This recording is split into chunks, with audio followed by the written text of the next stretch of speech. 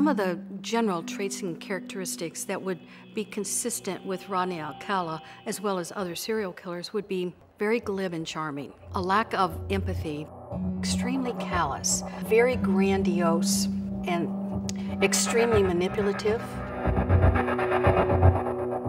Rodney was able to use that manipulation and his extroversion, his smile. He's not threatening in his appearance. In fact, he was handsome. And all those things together allowed him to go up to somebody and say, hey, can I give you a ride? Or, I'm a photographer, do you mind if I take your picture? So his ability to lure people away from their comfort zone into another zone, he was able to accomplish with his interpersonal skills. When you talk to surviving victims, they'll tell you it's like he went from Dr. Jekyll to Mr. Hyde. I think that's what he was doing.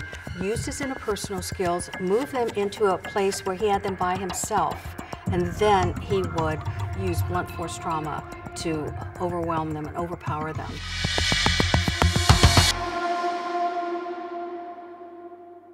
Rodney had no idea that in the mid-'80s, early '90s, there was going to be a new forensic technology called DNA. He had no idea about that. So there was no way that he could have prepared for that. The wonder of today's forensic science is that we now have Rodney's DNA, and we will have it for all time. It's in the FBI's database. So if 10 years from now, we find the remains of one of his victims and we are able to compare that with DNA that may have been left at that crime scene, we still can solve a number of cases. So it won't end when he dies because his DNA will live forever.